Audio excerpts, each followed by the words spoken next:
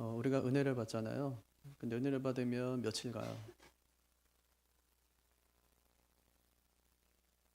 며칠도 아니고 그냥 돌아서면 잊어버리고 뭐 그렇게 하기도 한데 어저께 큰 은혜를 받았어요. 그러면 오늘은 어때요? 큰 은혜를 받았는데 여전히 약해요. 마치 이제 감기약하고 같은데 먹을 때는 난 것 같은데 하루가 지나면 다시 열이 나는 거죠. 엘리야가 갈멜산에서 전투해서 이제 그 바알의 선지자들을 이겼습니다. 근데 며칠 가요? 하루도 안 가요. 그 힘이 하루도 안 가요. 그러니까 이세벨이 죽이겠다고 하니까 저기 광야로 도망가가지고 로뎀나무 아래 앉아가지고 죽기를 구해요. 이스라엘 백성들이 애굽에서 나와서 홍해를 건넜어요. 큰 은혜를 경험한 거예요. 며칠 가요? 사흘도 못 가요. 다시 물이 없다고 막 불평하거든요. 그러니까 은혜의 유통기한이 그렇게 길지가 않다. 네, 진짜 길지가 않아요. 그들이 받은 것은 은혜가 아니었냐 그러면 아니 은혜였거든요. 네, 근데 문제는 그 은혜의 진위가 아니라 지속성이죠. 네, 은혜를 유지할 내면의 힘이 약해진 겁니다. 그래서 칼빈이 우리한테 뭐라고 하냐면 우리 마음이 우상공장이래요. 우상공장. 좋은 번역은 우리한테 뭐라고 하냐면 우리의 마음을 끊임없이 침투받는 성읍과도 같다 이렇게 얘기합니다. 끊임없이 침투받는 성읍과도 같다. 루터가 얘기하기를 그래서 매일 날마다 복음을 들어야 된대요. 그만큼 우리가 연약하기 때문에. 그래서 은혜는 주어지지만 내면이 약하면 그것을 지속할 힘을 늘 상실하기 때문에 이 내면을 좀 강하게 해야 된다 이런 거죠. 그래서 바울이 기도하는 거예요. 은혜를 더 달라 이런 기도는 안 하죠. 은혜를 더 주십시오 막 은혜를 막 이렇게 하진 않거든요. 왜냐하면 이 장에서 충분히 은혜를 주었기 때문에. 14절 15절 한번 읽어볼까요? 이러므로 내가 하늘과 땅에 있는 각 족속에게 이름을 주신 아버지 앞에 무릎을 꿇고 비노니. 이러므로는 어디 붙어 있는 거예요? 이거는 앞에 13절에 붙는 게 아니라 2장 마지막에 붙는다고 그랬죠. 2장 마지막 절 딱 하고 나서 뭐 했어요? 이제 기도하기 시작했는데 기도하려고 생각하다 보니까 어땠다고 그랬어요? 아 이거 기도할 때가 아닌 거야. 왜냐하면 너무 견고하게 서 있지 못한 거예요. 에베소 성도들이.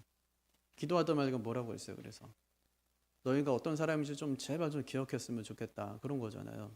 하나님이 너희를 어떻게 구원하셨는지 그걸 좀 알았으면 좋겠다.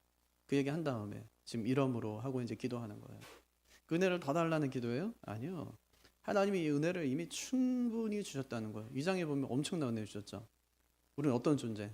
허물과 죄로 죽었던 존재. 본질상 진노의 자녀. 근데 하나님이 어떻게 하셨어요? 그리스도와 함께 우리를 살리셨어요. 성령으로 우리 어떻게 하신 거예요? 한 새 사람을 만드셨어요. 교회가 되게 하셨다고요. 근데 이미 은혜는 충분해요. 은혜가 부족하기 때문에 문제가 아니거든요. 하나님은 은혜를 뭐 더 주십시오. 아니 도대체 은혜를 얼만큼 더 줘야 돼요?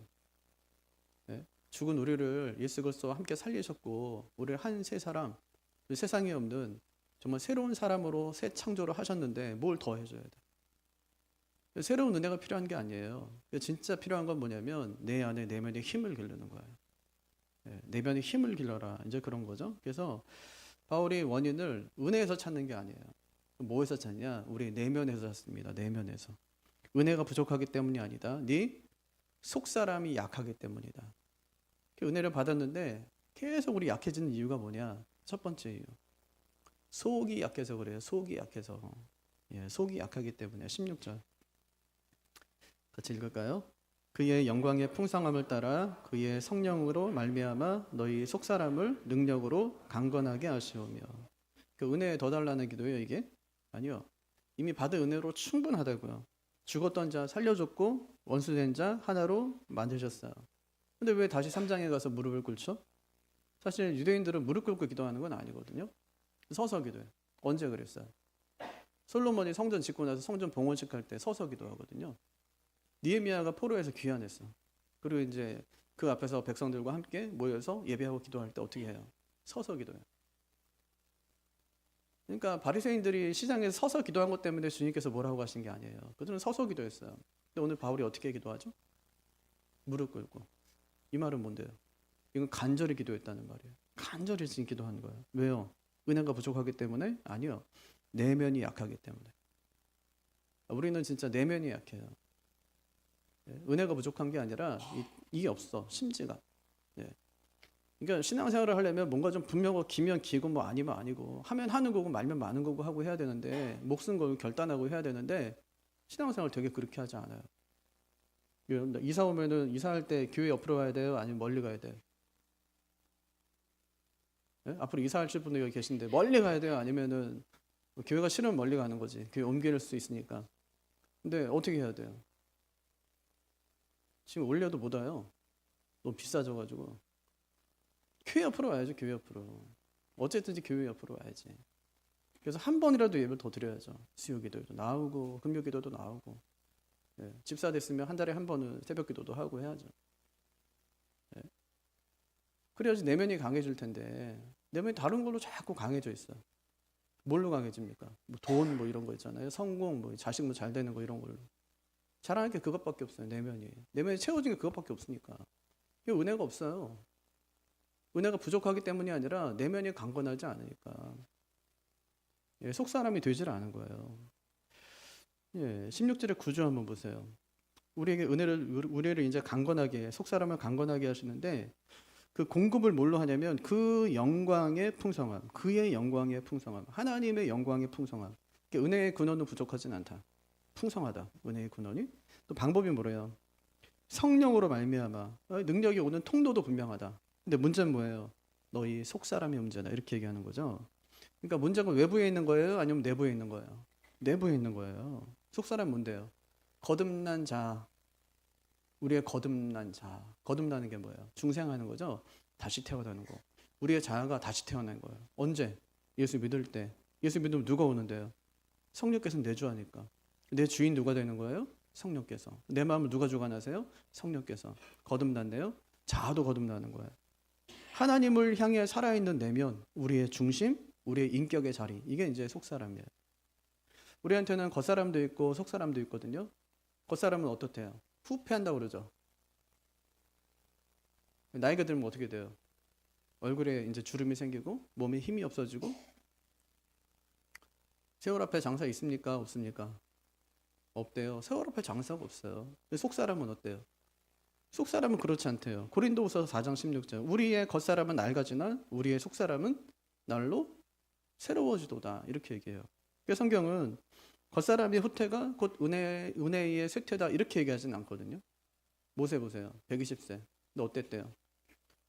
시력이 나쁘지 않아요. 또 기력도 나쁘지 않았대요.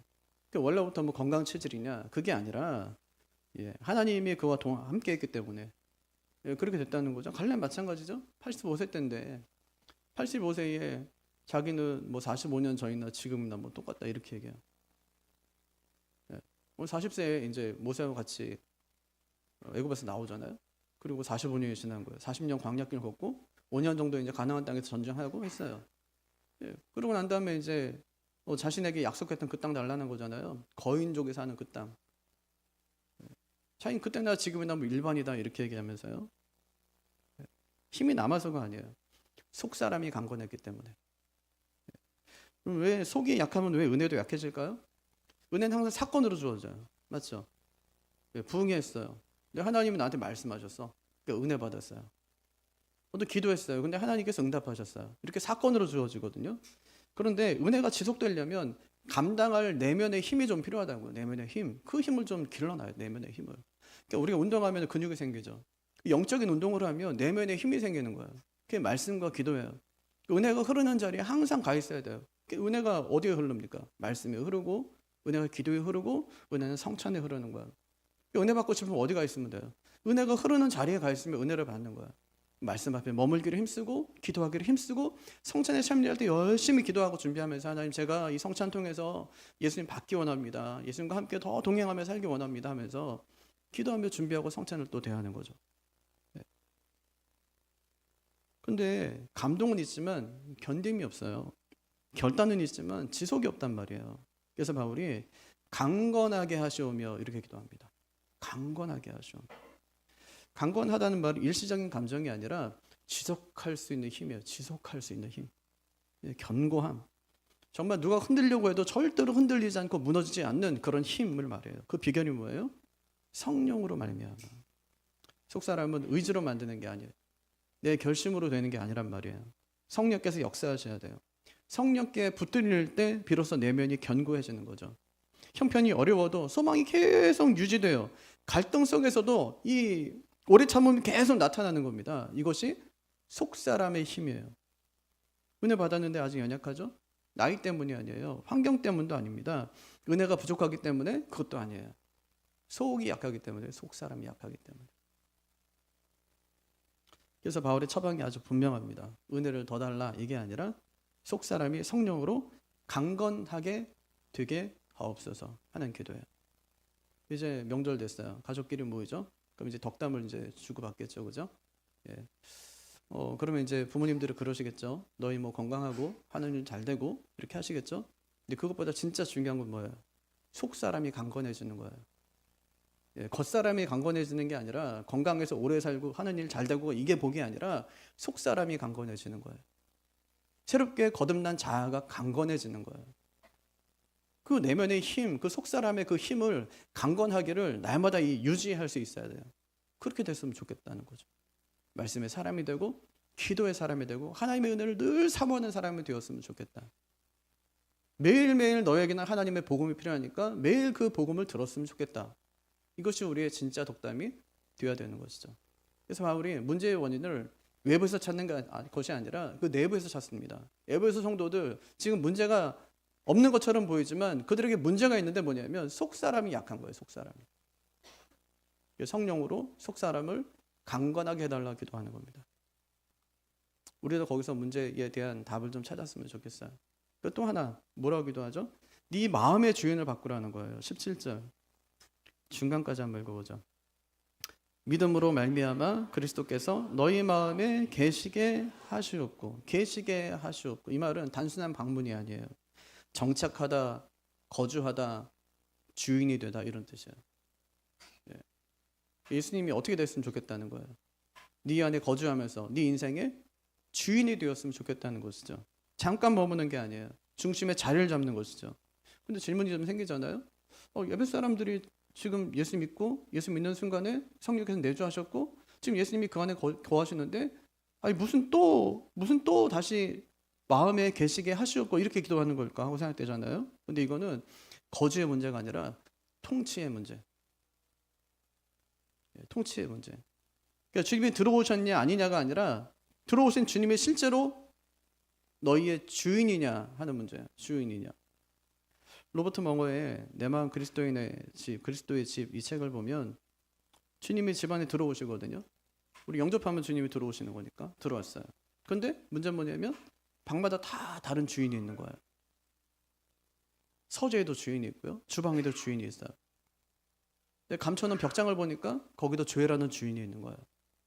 아니 주님이 안 들어온 게 아니에요. 주님이 들어왔단 말이에요. 근데 문제는 뭐냐면 그 집의 주인이 되지 못한 거예요.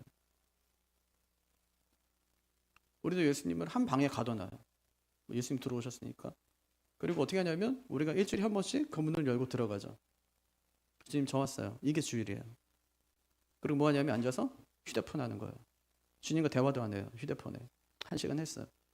내일 밖에 나가. 주님이 안 계신 거 아니에요. 주님의 주인이 되지 못하신 거지.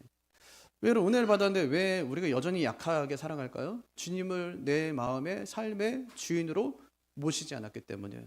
주님의 통치 아래 살지 않기 때문에 그렇다는 거예요. 주님 문 밖에 계신 게 아니라고요. 집 안에 계세요.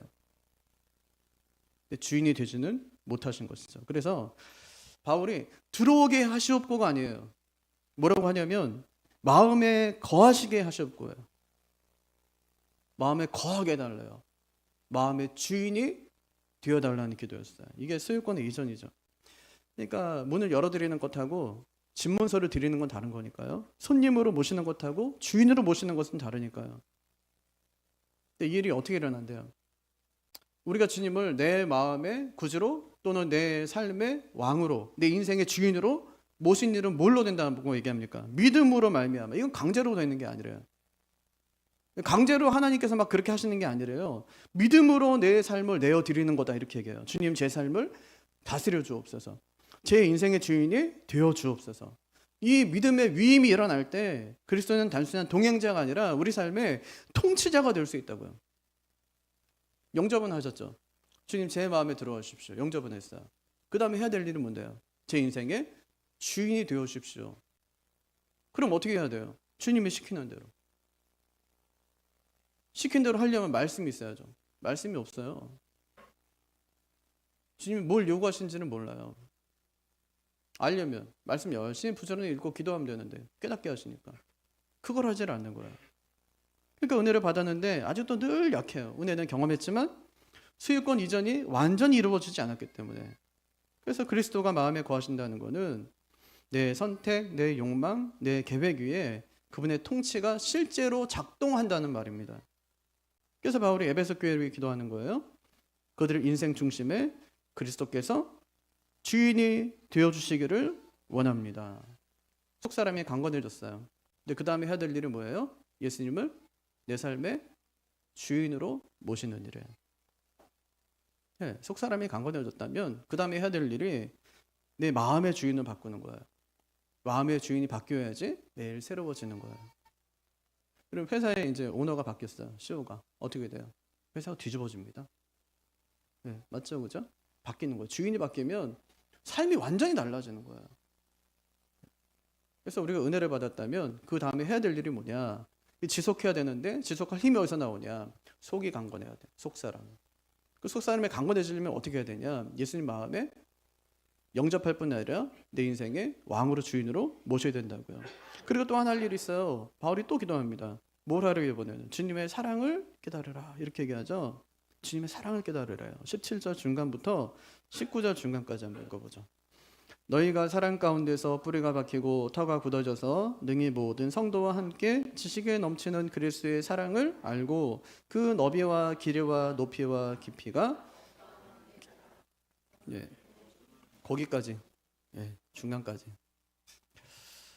앞에서 우리가 속사람의 강건함에 대해서 이야기했는데 그 다음 단계가 뭐냐면 그 속사람이 어디에 뿌리를 두느냐 이거예요. 속사람이 어디에 뿌리를 두느냐, 어디에 둬야 되냐면 사랑의 뿌리를 둬라 이렇게 얘기합니다. 그리스도의 사랑의 뿌리를 둬라. 우리가 어떤 존재인데요? 당신은 사랑받기 위해 태어난 사람. 사랑받기 위해 애쓰는 존재가 아니래요.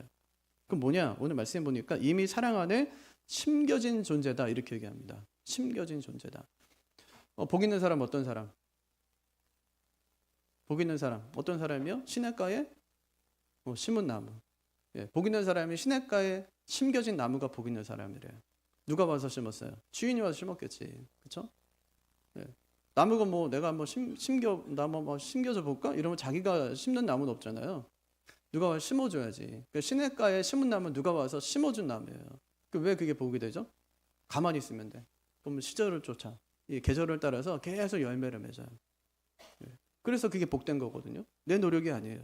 이 성령의 열매가 그렇게 이제 주렁주렁 맺혀지게 되는 것이죠. 우리가 근데 어떤 존재냐면 이미 사랑 안에 심겨진 존재래요. 뭐라고 하냐면 뿌리가 박히고 터가 굳어져서 요거는 뭐예요?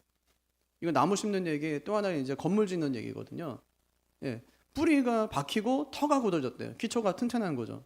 근데 보니까 굳어져서 이렇게 얘기하는 박히고 굳어져서 이건 뭐예요? 완료 수동이네. 이건 박혔어요 이제. 끝났어 그건 박혔어. 근데 이건 수동이에요. 누가 와서 그렇게 해준 거예요. 우리가 스스로 뿌리 내린 것이 아니라고요. 이미 그리스도의 사랑 안에 하나님께서 우리를 그렇게 심어두셨다는 거죠. 뿌리가 깊으면 바람이 불어도 흔들리질 않습니다. 기초가 튼튼하면 건물이 무너지지 않죠. 그래서 문제는 사랑이 없는 게 아니래요. 사랑이 있다는 거 우리한테. 은혜가 없는 게 아니라 은혜가 있다니까요. 사랑이 없는 게 아니에요. 사랑이 있다고요. 근데 문제는 뭐냐면 그것을 얼마나 우리가 깊이 인식하고 있느냐. 이게 문제라고요. 내게 베푸신 사랑이 얼마나 큰 사랑인가를 내가 정말 인식하고 있느냐. 이 문제란 말이에요. 근데 그건 우리끼리 못한다는 얘기예요. 나 혼자는 그건 못해요. 나 혼자서는 하나님 나를 얼마나 사랑하시는지는 나는 스스로 몰라요. 그 어떻게 합니까? 그래서 항상 하는 말이 오면 하나님이 집사님 얼마나 사랑하시는데 그러냐고. 하나님은 나 버린 것 같다고 하나님께서 나는 관심도 없는 것 같다고 그러잖아요. 그때마다 하는 얘기가 뭐예요? 하나님이 집사님 얼마나 사랑하시는데 왜 그걸 모르냐고. 하나님의 사랑을 알려면 혼자서는 알 수가 없어요. 함께 해야 돼요. 함께. 그래서 뭐라고 하냐면 모든 성도와 함께 이렇게 얘기합니다. 모든 성도와 함께. 왜 그럴까요? 예수님의 사랑은 개인의 경험으로는 다 알 수 없기 때문에. 그래서 한 사람의 눈물, 한 사람의 회복, 한 사람의 간증이 모일 때 그 사랑이 윤곽이 점점 드러나는 거예요. 명절에 한번 퍼즐 한번 맞춰보세요. 1000피스짜리 한번 갖고 왔다 생각해보세요. 근데 그 중에 1000피스 중에 하나를 뽑았어. 그래서 한쪽을 봤어요. 이거 한쪽을 보면서 이 퍼즐 전체의 그림을 우리가 이야기할 수 있어요? 얘기할 수 없어요. 무슨 그림인지 도대체 이거는 감이 오질 않아요. 우리 개인이 하나님의 사랑에 대해서 이야기할 때 그 사랑이 충분하냐고요? 충분하지 않다고요. 그래서 우리가 하는 것이 뭐냐? 교회에 모여서 함께 교제하고 함께 예배하고 함께 삶의 이야기를 나누는 거예요. 그 삶의 이야기를 통해서 우리가 하나님이 정말 크신 분이구나, 하나님 위대하신 분이구나, 하나님 정말 좋은 분이구나, 하나님 진짜 사랑이시구나 하는 것을 깨달아 알게 된다는 말이죠. 그래서 공동체가 필요하다는 말입니다. 그래서 공동체를 통해서 우리에게 보여준 사랑이 어떤 사랑이냐면 지식에 넘치는 사랑이에요. 우리가 아는 것 그 이상이라는 말이에요. 이것이 머리로 정리되는 사랑이 아닙니다. 삶에서 경험하면서 알아가는 그 사랑이에요. 그 사랑을 뭐라고 표현합니까? 그 사랑의 너비와 길이와 높이와 깊이를 깨달으라 이렇게 얘기하잖아요. 그 사랑의 너비가 얼마나 난데요? 하나님이 세상을 이처럼 사랑하셔서 그 넓이가 한이 없어요. 제한이 없다고. 하나님의 사랑. 그 길이는 어떻습니까? 시작도 없고 끝도 없어요. 높이는 어떤데요? 하늘 보좌까지 올라가요. 그 사랑이. 깊이는 어떤데요? 예수님 십자가에서 죽어요. 자기가. 하나님이신 그분이 죽어요. 우리 때문에, 우리를 사랑해서. 그 사랑은 영광만 있는 사랑이 아닙니다. 피 흘리는 사랑이에요. 설명으로 다 담을 수 없는 사랑이라고요. 아니 이렇게 은혜를 받았는데 왜 아직까지 우리가 여전히 약합니까? 그 사랑을 피상적으로만 알기 때문에 그렇습니다. 사랑을 머리로는 알지만 뿌리로 삼진 않았기 때문에 그렇습니다. 우리의 속사람이 강건해지고 그리스도께서 마음의 주인 되실 때 그 다음은 그 사랑을 깊이 아는 거예요. 그 사랑을 알면 두려움이 줄어들어요. 비교가 사라져요. 사랑을 알면 흔들림이 다 사라져요. 결국 은혜가 지속되는 비결은 그리스도의 사랑 안에 뿌리를 깊이 내리는 것입니다. 속사람이 강건해지고 주인이 바뀌고 하나님의 사랑을 알게 될 때 우리가 받은 은혜는 사건으로 끝나는 것이 아니라 우리의 삶이 됩니다. 이것이 은혜가 지속되는 비결이에요. 그럼 왜 도대체 이렇게 우리가 은혜 안에 거해야 될까? 왜 그리스도의 사랑도 충분히 알아야 될까? 왜 속사람도 우리가 강건해야 될까? 왜 예수 그리스도를 우리의 삶의 주인으로 모셔야 될까? 뭐 때문에? 뭐 때문에? 그게 이제 마지막 네 번째. 하나님의 충만으로 충만하게 되라는 거예요. 19절 한번 볼까요? 19절 중간부터 하나님의 시작. 하나님의 모든 충만하신 것으로 너희에게 충만하게 하시기를 구하노라. 이게 절정이거든요. 속사람의 강건함, 그리스도의 내주, 통치, 그 사랑에 대한 깨달음, 이게 어디로 향하냐면 충만이에요. 그게 어디로 향한다고? 충만으로 충만하게 하는 이렇게요. 네, 충만으로 충만하게. 반복이 아니에요. 점진적인 깊음. 예, 점진적으로 계속 깊어지는 거. 이미 가득 찼는데 더 가득 차는 것입니다. 양이 늘어나는 것이 아니라 깊이가 더해지는 거예요. 에스겔 47장에 보면 성전에 물이 막 흘러요. 처음에 어디까지 와요? 발목까지. 그 다음에는 무릎까지. 그 다음에 허리까지. 그 다음에 그 강이 차고 넘쳐요. 발목 신앙. 언제든 발을 뺄 수 있어요. 통제권이 나한테 있으니까. 무릎 신앙은요. 기도와 감정이 있어. 무릎은 그런 거잖아요. 기도해요. 은혜도 받아요. 감정도 하나님에 대한 사랑도 막 솟아나. 그런데 결정권이 여전히 내 손 안에 있어요. 허리 신앙은요. 흐름을 무시하기는 어려워요. 영향을 받죠. 하지만 영향은 받지만 그것이 완전하진 않아요. 그럼 물에 잠긴 신앙은요. 달라요. 왜요? 발이 닿진 않거든요. 내가 걷는 게 아니에요. 물이 나를 이끄는 것이지. 이것이 충만으로 충만하게. 하나님이 더 많아지는 게 아니에요. 내가 더 깊이 잠기는 것이지. 충만 용량이 증가하는 것이 아닙니다. 주도권이 이동하는 것이지. 은혜를 받았는데 아직도 약해요. 왜요? 발목 신앙이니까. 부분적인 통치만 허용했기 때문에 우리가 은혜를 지속하지 못한 이유는 은혜가 부족하기 때문이 아닙니다. 깊이가 얕기 때문에. 충만은 감정의 강도가 아닙니다. 체험의 세기가 아니에요. 하나님의 통치 영역이 점점 넓어지는 거예요. 요만큼 하나님께 내어드렸다가 점점 넓어져요. 하나님 저를 받아주십시오. 제 생명까지 목숨까지 다 주님의 것입니다.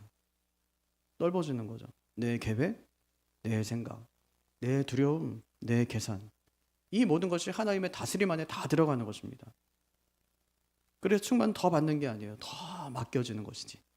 더 채워지는 것이 아닙니다. 더 드려지는 것이지. 그리고 바로 충만해서 멈추질 않아요. 충만해서 어디로 나갈까요? 영광으로. 20절에서 21절 시작. 우리 가운데 역사하시는 능력대로 우리가 구하거나 생각하는 모든 것에 더 넘치도록 능히 하실 이에게 교회 안에서와 그리스도 예수 안에서 영광이 되대로 영원 무궁하기를 원하노라. 아멘. 충만의 목적이 뭐예요? 성령 충만하게 해주세요. 왜요? 잘 살게. 목적이 뭐냐? 문제 해결이 아니에요. 성공도 아닙니다. 영광이에요. 은혜에서 충만으로, 충만해서 영광으로. 은혜에서 충만으로, 충만해서 영광으로 해요. 우리가 하나님께 더 맡겨줄수록 능력이 흐르고 능력이 흐를수록 영광은 하나님께 돌아가는 겁니다. 은혜를 받았는데 왜 아직도 약하죠? 얕으니까. 얕아요. 생각도 얕고 신앙도 얕고 맡기는 것도 얕고 다 얕아요. 물에 안 들어간 건 아니에요. 들어갔어요. 들어오려니까 들어왔어요. 그랬을 때 은혜의 물가로 우리가 들어왔단 말이에요. 근데 얕아요. 속이 약해요. 아직 내 삶의 주인이 누군지도 분명히 결정하지도 않았어요. 어느 때는 주인이 내 삶의 주인이십니다 했다가도 또다시 주도권을 빼앗아오는 우리의 모습도 많으니까요. 예수님 저 사랑하시는 거 잘 알아요. 하지만 그 사랑을 깊이 알지 못해요. 깊이 잠겨있지도 않아요. 하나님 더 채워주십시오. 이것이 아닙니다. 더 사용하십시오. 더 소유하는 신앙이 아니라 더 드려지는 신앙. 거기까지 나아가야죠. 얕은 은혜에서 깊은 은혜로. 부분적인 통치에서 완전한 통치로. 발목에서 강으로. 점점 더 은혜 안으로. 깊이 들어가는 우리가 되기를 바랍니다. 새해 어떤 계획을 하든지 은혜에서 충만으로. 충만해서 영광으로 나아갈 수 있는 우리가 되기를 주님의 이름으로 축복합니다. 예, 우리 함께 기도하겠습니다. 오늘